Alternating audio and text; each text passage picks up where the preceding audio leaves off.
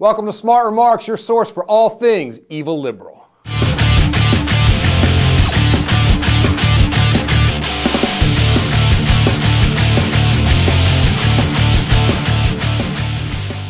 In an interview with thepolitico.com last week, former Vice President Dick Cheney said that there is, quote, a high probability that terrorists will attempt a nuclear or biological attack against the country in the coming years, and that President Obama's make it more likely that such an attack will succeed.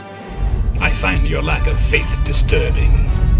Man, where's a Death Star when you need one? This is what Cheney said, quote, when we get people who are more concerned about reading the rights to an al-Qaeda terrorist than they are with protecting the United States against people who are absolutely committed to do anything they can to kill Americans, then I worry.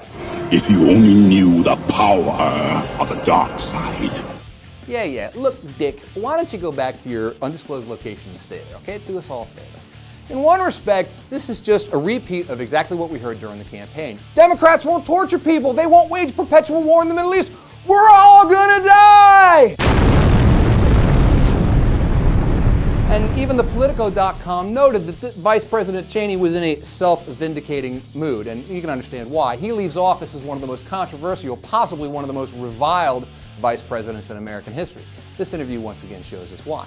But there was more to Cheney's scaremongering than just his attempt to resurrect his own reputation. He's trying to resurrect his party's reputation, and if he's not explicitly wishing for catastrophe, what he is saying is that without those rock-solid Republican principles, this country courts a disaster!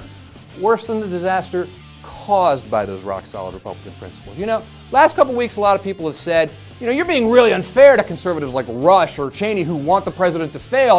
They're not hoping for a catastrophe. That's slander! But the reality is that these conservatives are positioning themselves to blame Obama if something should happen. If there's another terrorist attack in this country, like 9/11, will they rally around the president like most people, including liberals, did after 9/11, or are they going to point the finger at Obama? How long do you think that's going to take? I give it maybe 5 minutes, right?